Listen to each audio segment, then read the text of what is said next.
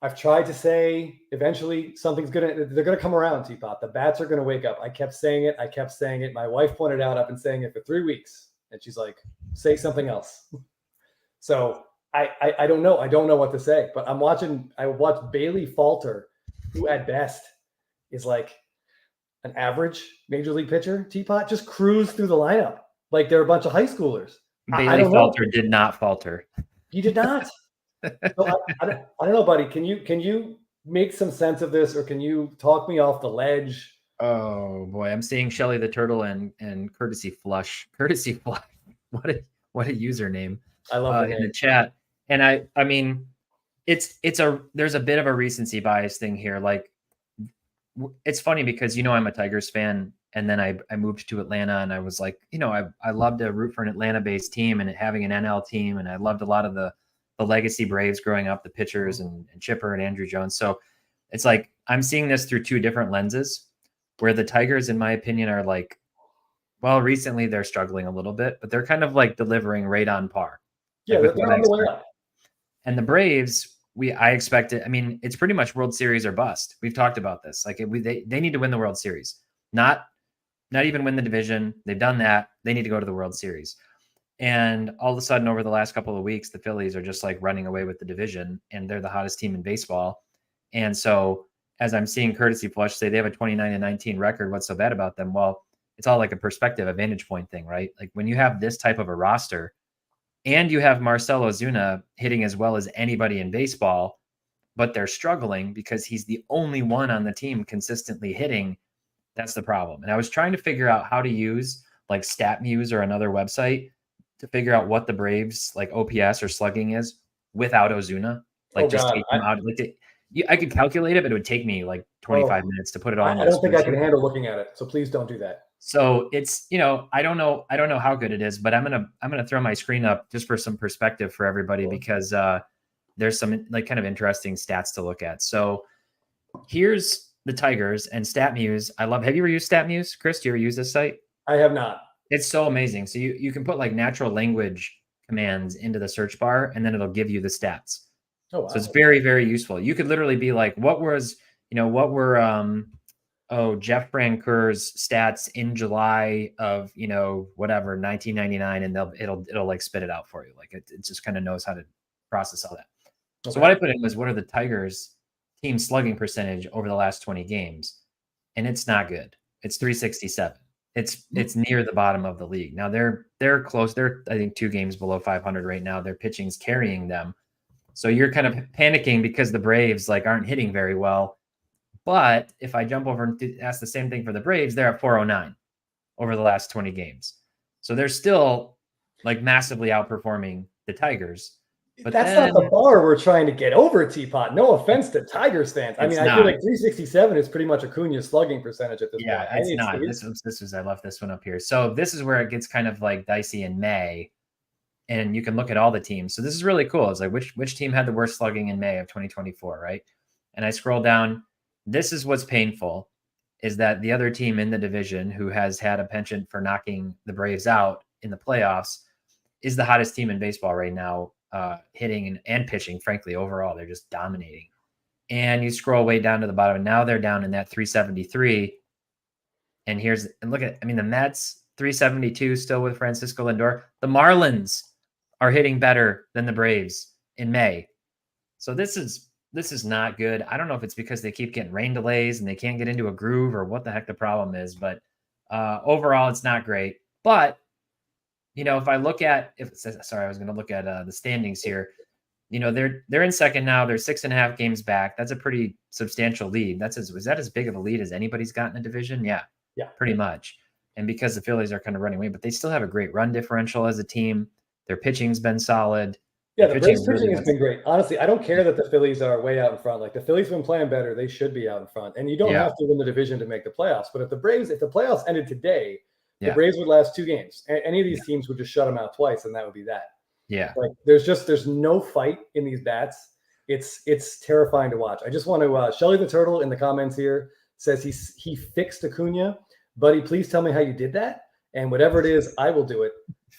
I will literally do anything at this point. I can drink it away if I have to shed the memory.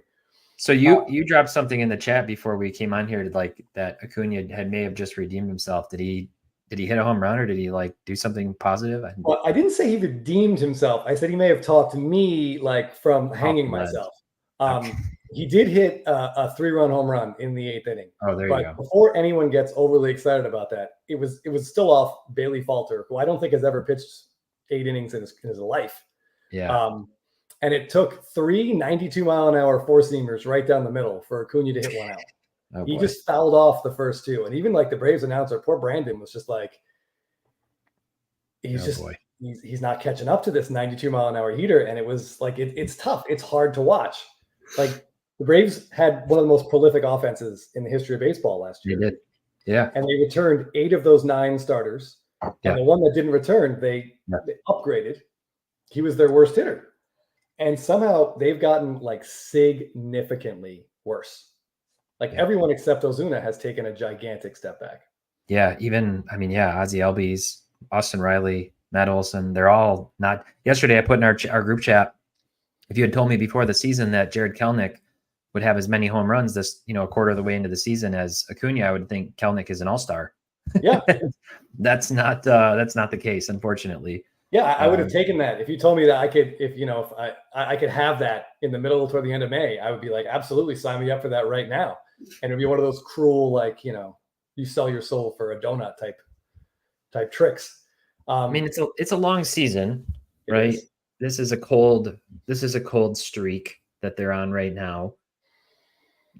You watch all of their games, most of their games, like I watch a lot of them. Yeah, whenever you can. Is there anybody on the team, Acuña or otherwise, who you feel like is starting to show signs of life, like coming back? No, we get little hints. Like I attempted like a reverse jinx because I'm usually like a fantasy and baseball card jinx. So I bought a Matt Olson card, and when it got lost in the mail, he had 2 really good games. Then it arrived, and he was like 0 for 5 the day it arrived. And then I looked at it, and the condition was so bad, I returned it. And the day I returned it, he homered again. And he has not. I don't think he's squared a ball up since. I mean, he's just swinging through. He's swinging through everything. One of the guys on my team at work is a big Astros fan, and he's very superstitious, especially around playoff time, kind of karmically, that if he does a lot of chores, that his team will perform well. So have you considered sweeping or doing something around the house? Maybe get the vacuum out while Acuña's at the plate. See how it goes. I'm not sure. I'm thrilled at the implication, T-Pott, that I never help out around the house. Is that the kind of vibe that I give off? Just a little extra. I would get on my hands and knees with a toothbrush and clean my entire house if it meant that the team slugging percentage could creep towards 500. I would do that right now without hesitation. And hopefully, my wife is not watching this and holding me to that. But if that's what it takes, dude, I will do it. How many cards do you have of current Braves players not named Acuña? Like, do you have any notable ones of Riley or of Olson or of Max Fried? I have 2 nice Austin Riley cards, which explains why he hasn't played in like 8 or 9 days. I have 1 Matt Olson card. It's not a big deal. I have the Michael Harris Stadium Club auto. I think that's his best image that I've seen so far, just above the bandana golden mirror card. But that's pretty much it. I mean, I don't want to like get in their heads. Like when they traded for Chris Sale, I had a feeling it was going to really work out, but I didn't draft him anywhere. I didn't buy any cards. I didn't want to hurt him. I just bought a Chris Sale Topps Chrome rookie auto during our live stream the other day. I put in an offer and bought a PSA 9. And now if he stops pitching well, I'm going to sell that thing right away. You seem like maybe you have better karma than I do. I don't know. So I just want to, in the comments here, Prospect Chase Box is saying that it's regression to the mean. And there was, when the team slugs 501, for the season, there is going to be a little bit of regression, but this is like a massive overcorrection. Yeah. And I'm looking at like Baseball Savant and the hard hit, the batted ball data, and like no one's getting particularly unlucky either, which is very concerning. I was really hoping I was going to see a lot of red and it would just be like, oh, bad luck. But like these approaches are bad. They're just swinging through a lot of pitches. Michael Harris he already had like 0 for 31, I think. And then he had a 3-hit game and it was like, okay, maybe we can get some confidence going. And it's right back. I truly wonder, and I hate to say this, T-Pott, but I need you to tell me that I'm wrong. But I wonder if the Phillies like hurt them psychologically. 2 straight years, they've just shit the bed against them in the playoffs.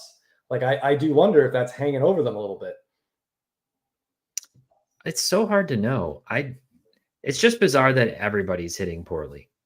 That's what's really bizarre. It's like to see single players or a couple players go through a streak, you kind of expect that, right? You'd expect to see a stretch where Riley's cold and Olson's hot, and then the script gets flipped, and things equalize. But it is very strange to see nearly the entire team, like several of them, just kind of like chasing, looking lost at the plate. We've talked about that with Acuña. He just doesn't look like himself right now. Like when I've seen him hitting, he does not look like himself. The Tigers are coming to down in June, and I'm going to that first game, the first game of the homestand, Tigers Braves. Maybe we can like break the funk, with that. Maybe when I go to the game, dude, that's like 3 weeks from now. I don't know if I can handle 3 more weeks of this. That's too far away. Well, it's hard to watch. Like this is a team that like led the league in first inning runs, and now I feel like if the game starts at, I'm in California, so the game will usually start at 4:20. If I turn the game on at 4:21, there's usually 2 outs and Marcell Ozuna at the plate. And then I have to go on my phone and look, did Acuña single and get picked off, or did he ground out to third? Like I don't know how the game started. It's insane to me what we're seeing. ESPN's power rankings 2 days ago still has them as the 5th best team in baseball. I mean, and like you said, if you make the playoffs, you just got to make the playoffs. Anything sure, and then they're in line to do that. But I mean, if they can't hit guys like Bailey Falter, then how are they going to hit, a good pitcher? No. How many times have we seen though, like teams, in a funk like this, and then didn't the Phillies start out kind of cold last year? Weren't they like struggling? I feel like the Phillies were struggling. Like they were like as a team hitting like 215 for the first couple months, and then they just sort of turned it on too. But that would be the ultimate. That'd be like the most logical thing is that the Braves struggle. They limp in as a wild card team, and then they turn it on. Yeah, they do what the Phillies did. They backdoor their way all the way into the on a season, or like what the Diamondbacks did. Like you're not the dominant team during the regular season. We've seen that a lot. We've just seen that a lot over the years. All these teams that do that, they just sort of are like right in the mix. Yeah, very and they get in. It's like, oh, okay, here we go. But I was going to pull up that chart that I had. Let's see about. I'll show it because this is kind of crazy with Acuña. I was kicking myself for having missed this card the other night. But Acuña, this is over the last 90 days. His Topps Update Gold, PSA 9 and PSA 10, both down 39 and 38% over the last 90 days, like significantly dropping. But here's what's really crazy. Like Acuña over the last 365 days, if I pop this open, you can see last sale $250, $590 for the 10. Those are both the lowest sales in the last year for those cards, like the lowest sales. And this 250, I could be wrong, but I don't know. Let me go back like another 2 years. Let me go back like another 2 years and see, because this might be actually like the lowest sale in 2 years. I mean, it should be, right? It's close. Apparently, there was a $244 sale at some point and a $526. But yeah, I mean, I was watching this and I meant to try to snipe it at the last moment, and I just didn't expect it to do 250. I was like, oh, it'll probably go, I don't know, 325 or something like that. And it just ended. It was very surprising. So somebody was probably watching the game and deciding if they were gonna like bid or not, and decided once he struck out against Kyle Hendricks, T-Pott. Kyle Hendricks. Mercifully, we were watching that game. The internet went out at my house. So I couldn't watch the last 2 innings. So I didn't see that strikeout. And I feel like maybe that was the baseball gods trying to prevent me, like trying to prevent throwing me over the edge. And just disconnecting all the internet. So I couldn't watch that K it happen in real life, because I might not have half the hair I have if I had to watch that happen. That might have been the end of me. I'm not going to lie. Have you heard any rumors about them trying to like make any deals before the trade deadline? Trying to get any pieces. Like, do you think they should? I mean, I feel like their team is pretty like well balanced and stacked that they don't really need to make any and do anything. I don't know what on paper. I don't know what holes they would be trying to fill. Maybe like the Smith-Shawver thing stinks. But yeah, I think they have to. They're going to lose with what they have. Maybe Sean Murphy should be back any day now, which would be great. That's just like sort of morale boost because I think Darno is getting real tired behind the plate, and I can't handle watching Trumps at bats anymore.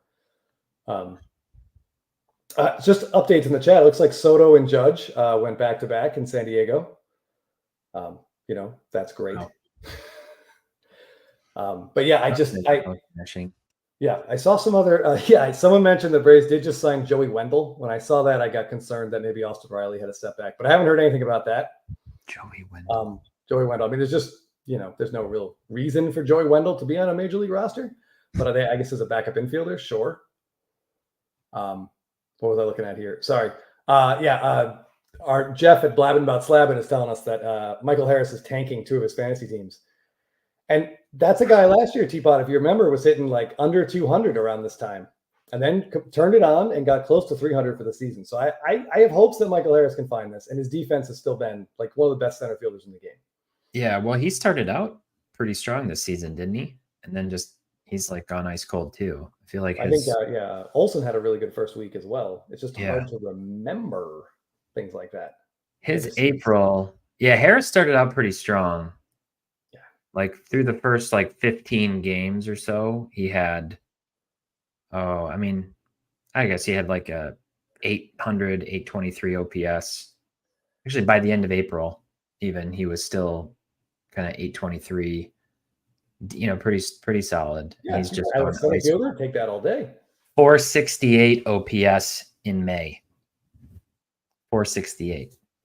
That's an OPS. Well, it's a fake number because you're adding, two percentages with different denominators. It's not. Yeah, it is what it is. But that's 2 statistics added together. Whether or not you can mathematically do it, that's 2 numbers added together. His slugging on base percentage. His slugging percentage at the end of April was like 470. Oh god, that was OPS. I mean, he's just fallen off completely. So, all right, T-Pott, your assignment for this little live that we're doing was to make me feel better, and you're failing, my friend. You're statistically proving why. I think you should feel really good because they're still one of the top 5 to 7 teams in baseball right now. They still have a solid run differential. The pitching's been pretty solid, and and their hitting's not hitting well. So it's just a matter of time. They're not going to hit like this the entire season. Like they're not. These guys are too good. There's too many good hitters. Yes. So that's how I feel, but it's how I felt 3 weeks ago. It's how I felt 2 weeks ago. It's how I felt a week ago. And it's how I kind of stopped feeling when I was watching Bailey Falter just chew through this lineup like he was throwing grenades. It's brutal. Is there a way for us? I'm going to tag Bailey Falter on Instagram and see if I can get him to do one of those cameos or something just to troll you. He could just shit all over me. It'd be fantastic. So John in the comments is taking some of the blame for what the Braves are doing. He says he went really hard getting Braves cards this offseason, especially Michael Harris. So, I mean, it's his fault. Yeah. John, I appreciate the fandom, but you're killing us. Yeah. All right. I do see Brave Train 13 is making me feel a little bit better in the comments there, which is nice. I don't know. Abel in Vegas asked T-Pott, what do you think? Would the Braves trade for Bo Bichette? You're trying to put it up there at the same time. Oh, yeah. There you go. Ugh. I mean, I don't think they could. I don't think they have the prospect capital, but they're happy. Like Arcia's defense is so good that whatever we get offensively from him is just a bonus. And Bichette's is not. So I don't know. I'm not sure I'd really like to see that, honestly. Like I don't dislike Bichette, but he's not exactly hitting well this season either. Yeah, he's starting to turn it on, but yeah, I don't think players like that. That's not the solution. We need the defense to be as good as possible because we're not scoring enough to start giving up ground on the infield. Yeah, I mean it's definitely not helping that they have Zach Short, who's on his 5th team this season already. That's kind of what happens when one of the most durable players in all of baseball has to miss. That's 10 games I think Riley's missed, and I don't know why they didn't just IL him in the first place. But I guess he's swinging off a tee. He should be back soon. But yeah, if like people like that get injured and there's like, I feel like they kind of got caught unprepared. When is Murphy supposed to be back? Did you say? I don't know, but he's played, I think, 2 or 3. I think today was going to be his 3rd rehab game, and he's home in the first 2. So it should be any day now. Okay, good. Any day now. But I was looking at this stretch of 9 games the Braves have. So it's 3 against the Pirates, and like mercifully they miss Skeens and Jared Jones. And then they have 6 games at home against the Nationals and the A's.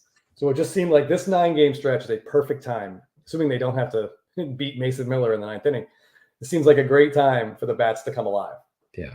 And so far we're 0 for 1 in this stretch. Yeah, well, maybe, I mean, they lost Strider. Maybe that's a good sign for the long term of the season since they won the World Series without Acuña. It's true. And Ozuna. Ozuna also got hurt that year. That's right. Yeah. Let's see. Kerr at Royal Benjamin. Yeah, I mean, Kerr's not intended to be a starter. Like he's there for an inning or 2 out of the bullpen. I think they were just trying to give everyone a break. You can't just keep sending Sale and Lopez out there every 5th day. They need rest. They're not used to throwing 150 plus innings. All right, let's see. Yeah, some of their relievers have been getting beaten up recently too. Yeah, you can't overuse these guys. And like you said, I mean, they're still technically in the playoffs, so there's no reason to like really push the panic button if you're in the clubhouse. But us fans, I push the panic button. Like I have to say. Jesse Chavez is still out there being a Braves legend. He is. And yeah.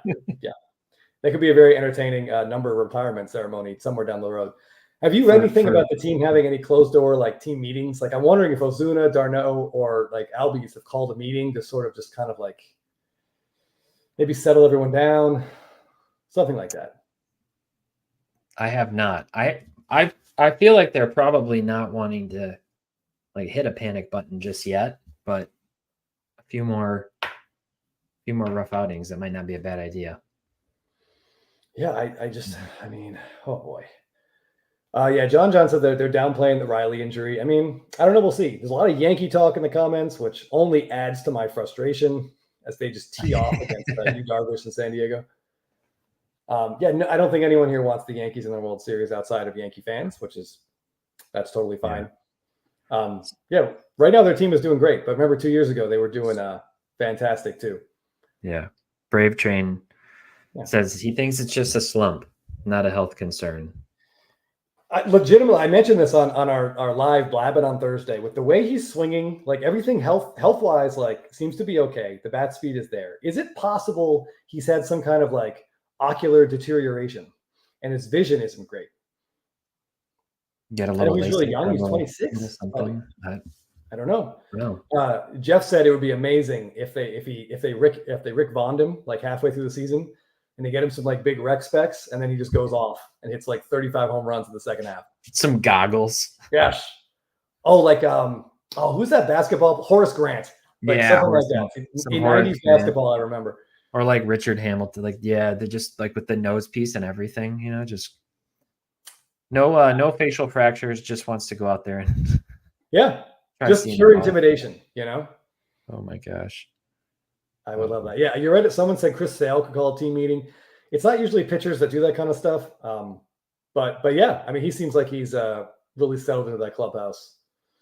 Aurelio Peanut Butter. Michael Harris and Acuña they may be Dodgers 5 or 6 years from now, but they are thankfully locked up as is, which is nice. John is mentioning that Acuña got in that rundown in spring training, which irritates me to no end. I tell my softball teammates, if you get in a rundown, just get tagged out. Like, we're in no condition to be pivoting like that. And I certainly don't want Acuña doing it either. But it was just irritation. Again, do you think he's hiding an injury? I see the way he's running. It seems okay. Like Doom. I love it. There's just been moments. It's actually bizarre because I feel like there's been moments when he doesn't look like he's moving the way you would expect him to, but then other times he is. It's like he looks like there's no issue. He's moving around, he's moving on the outfield. He's just every once in a while. I think it is a slump with Acuña. I think he's kind of deep inside his own mind right now, and he's not seeing the ball well, and he's just kind of like doesn't have his usual energy, his usual spunk. Yeah, I mean, it's hard to be super energized when you're really disappointed in yourself. Which after that Sunday night baseball game where he had I think he was 0 for 4 and he dropped that can of corn in right field, they interviewed him, and my God, his energy level, it just felt like he watched his dog get hit by a car, and then they had to ask him about a baseball game.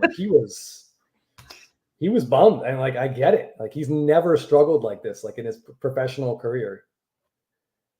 It's going to be this series, the Topps Update Golden Mirror, him just sitting like this in the dugout. Nice just sitting sad in the dugout.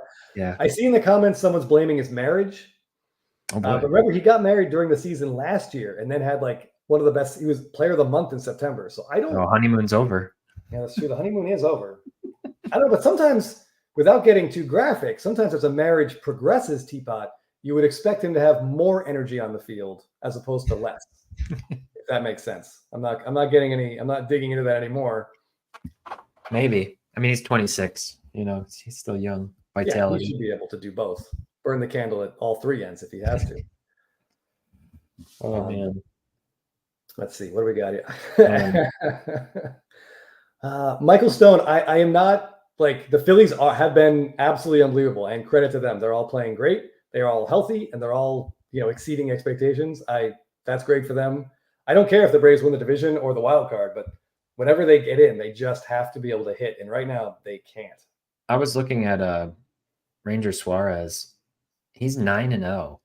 And he's literally won his last 9 outings. So what does that put him on pace for? 34 wins for the season? Yeah. Just your regular 30-0 season. Yeah, I mean, he's probably due a stinker or two, but I bet the Phillies offense just picks him right up. Yeah. I have Suarez on my fantasy team, and I've thought, man, should I consider trading him? He's so hot right now. I don't know. If you need a hitter or something, you have to think about it, because his value may be peaking right now. Just like when I said the A's should trade Mason Miller, and some people in the comments got really upset with me. John actually says something in the comments here that I had suggested as well. Is it possible, T-Pott, I want your opinion on this, that maybe Acuña played too much baseball last year? Remember, the season ended, and then he just went to Venezuela and played a bunch of games in the Venezuelan Winter League. When he won his MVP, he was in the clubhouse before a game. Yeah. It's possible he's physically tired. He might not be hurt, but he's just fatigued. Yeah, I mean, baseball's already an incredibly long season. I would say that's a possibility. I would say that's definitely a possibility. If you don't get proper rest, everybody needs to kind of rejuvenate, but athletes who are traveling around all the time, and he's an active baseball player, not a Danny Vogelbach, Danny Burgers. He's not up there just wow, I love Vogelbach catching a random stray from T-Pott here. He's just he's just enjoying this video, as we all are, and all of a sudden Danny Burgers. He's eating a cupcake and watching us talk about the Braves. I see Gunnar Henderson homered again. Fantastic. I mean, the thing with the Venezuelan league, the Brave train, is that's where he's from, and I think he was able to play for represent hometown team in the league, and I mean that's got to mean a lot to him. Maybe it means more to T-Pott than getting his own energy drink, which he has now. I don't know if you've tried. Maybe his wife's mad at him for going back to play instead of staying in the off season with her. Yeah, maybe. I don't know. I mean, these are questions that we need answers to, but we shouldn't be asking those questions. We need answers. Well, it's been 10 minutes, I think, since you brought up Falter's name again. So you were due for that too, just to kind of curse his name into the ether as well. I actually, my wife, we were watching the game today, and she said, well, she was also getting extremely frustrated at what she was seeing, but she was like, his guy, Bailey Falter, the name sounds familiar.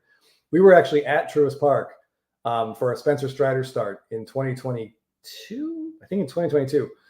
And Bailey Falter was pitching for the Phillies. It may have been 2020. No, yeah, 2022. And we actually saw Bailey Falter pitch in person and get wrecked by the Braves offense. So I was extremely confident today.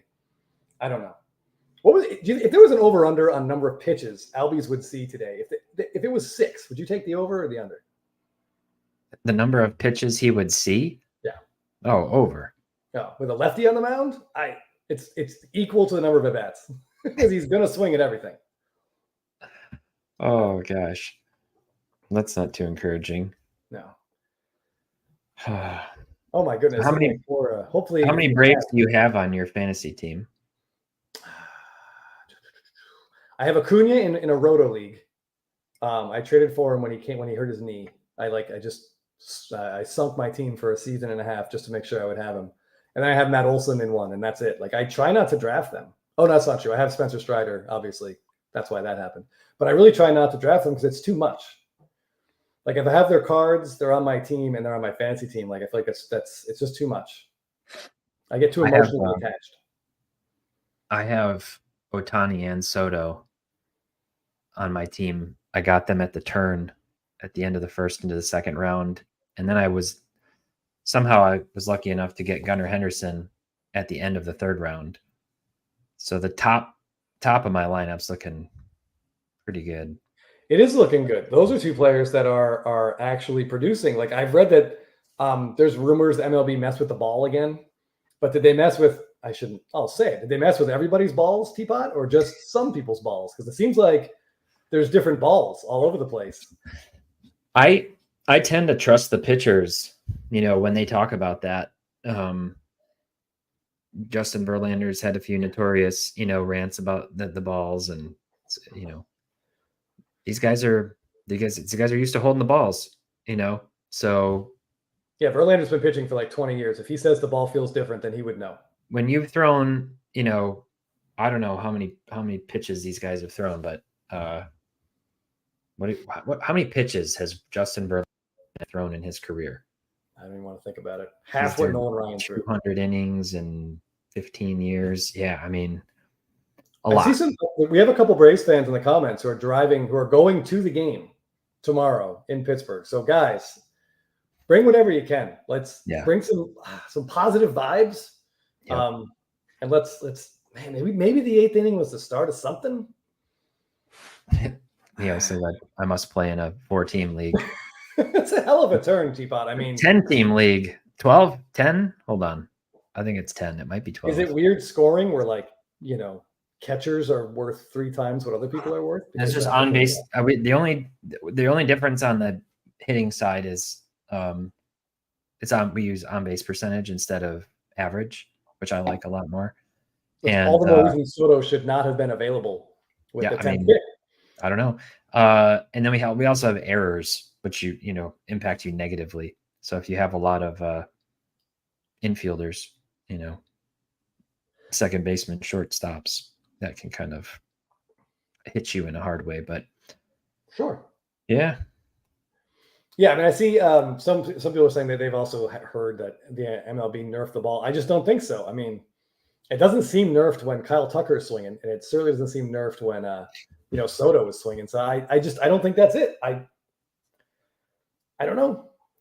It seems a Sox fan is exactly right. Soto in an OBP league available after like the second or third pick is absolutely nutso.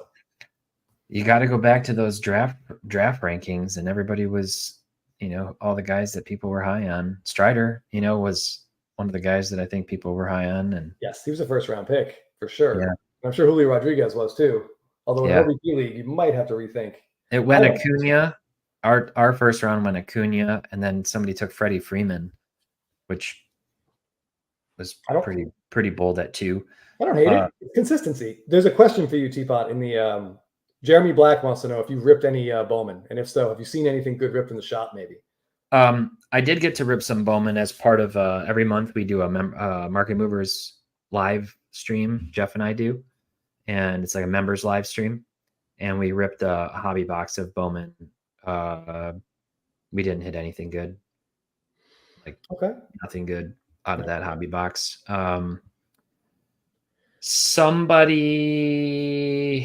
Some of the breakers have hit things. I mean, they hit they did a couple boxes for like a release day video, and who's the top guy for the Rangers?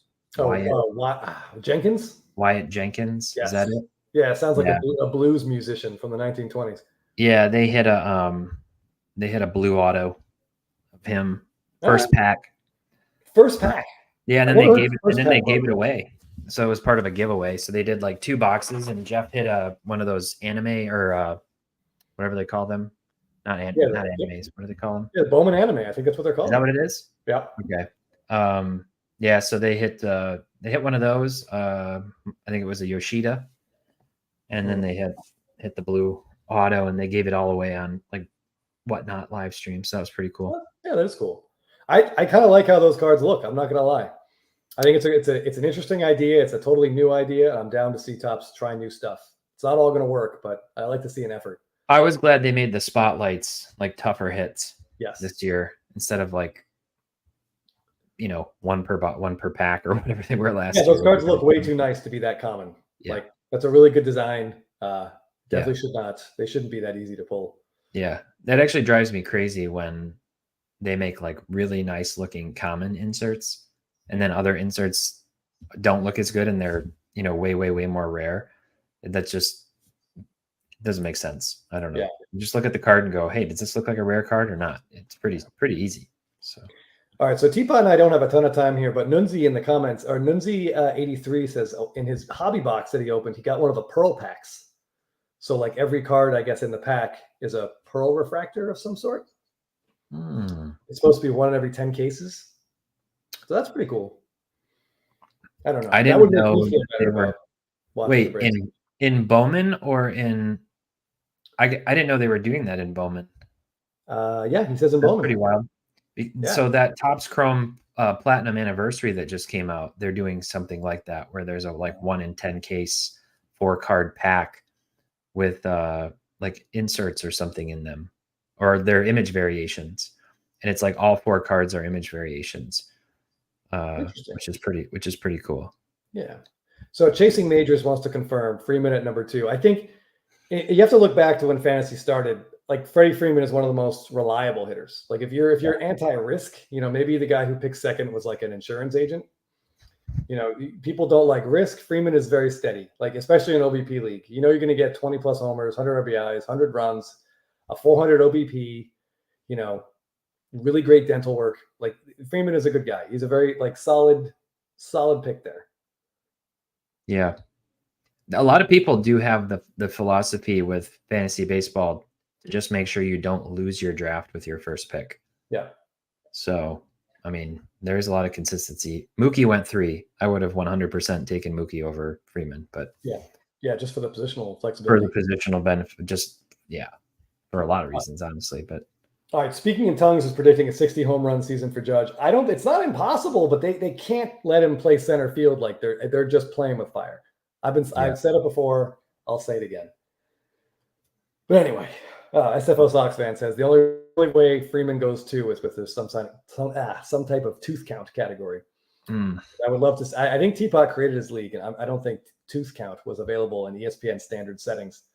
Tooth count. But anyway, no, we got runs, home runs, RBIs, stolen bases, errors, on base percentage. I'm not a big fan of errors, but that's okay. I'm not playing in that league. Yeah, sorry, I thought about getting rid of it this year, honestly, but yeah. T-Pott, I want you to just end. Let's wrap this up. I want you to say something really reassuring to me, because this bottle of Jack Daniels to my left is about to do some serious damage to my liver. So I would like a positive thought before that happens, if you could for me. Well, Acuña closed it out today strong, and he had a 3-run home run, and that's the sign of good things to come.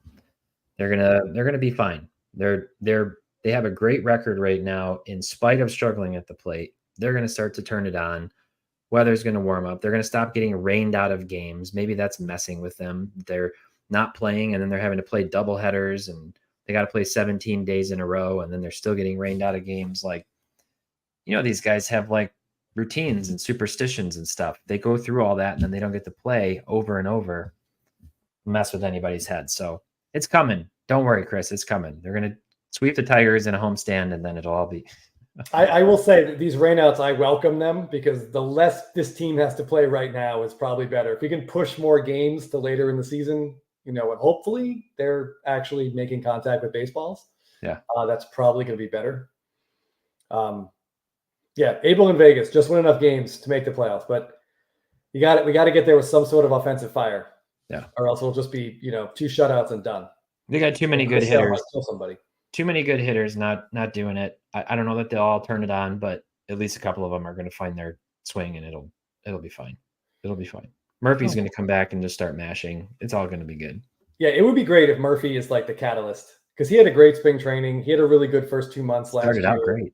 Yeah. So I mean, if he can just come in, we don't have to see Trump hit anymore, and maybe that's a little thing like that just gets everyone rolling. Yeah, let's hope for that. It's coming. I'm telling you. Royal Benjamin, no, they are very fortunate. They missed Skeens and they missed Jared Jones, so they're going to get 2 other less than all-star caliber pitchers for the Pirates these next 2 days. So hopefully there's more stat padding to come for whoever John saying that the Acuña home run was stat padding. He doesn't have stats to pad right now. I hate to tell you. He's still ranked like, what is he still ranked like because of the stolen bases? He's still he's in the top 50, I think, because stolen bases and runs. Acuña, I guess he's fallen off quite a bit. Yeah, he's all the way down to 39th overall, but he's going to get it going. I certainly hope so. Yeah, Stewie says Harris is a great ball player. He's one of those guys. He and Arcia, like, they're not on the team for their offense. They're on the team for their defense. Yeah. But there are signs. Like, Harris's bat was great for 4 months last year. He's not one of the ones I'm worried about. The way Olsen and Acuña are swinging through stuff, it's hard to watch how good these guys were last year. 2 top 5 MVP candidates, really just struggling to make solid contact is weird. Yep. It's brutal. If you had told me the Braves were going to be struggling in an aspect of the game, I would not have said offensively this year. No. I mean, no, nobody would have thought that. You would have thought it was another season with record-breaking potential offensively. So, yeah. They're going to be all right, Chris. Don't worry. Don't worry. Positive thoughts, vacuuming, sweeping. Yeah, when this is done, I'm going to finish whatever alcohol's within arm's reach, and then I'm going to start cleaning the house. Maybe that'll do it. Your wife's it'll make my wife happy. It'll scare the dog. It'll be a good combo. Yeah, nothing bad could come from that. So. No, absolutely not. And anyone in the comments, if you're driving up to the game tomorrow, good luck. Please bring some good vibes. And if you get anything on video, please message either of us on Instagram. We'd love to see in-house videos of Braves doing things that are good. Yeah. If Acuña gets picked off, please don't send me video of it. I don't want to see it. I have seen enough of that. All right.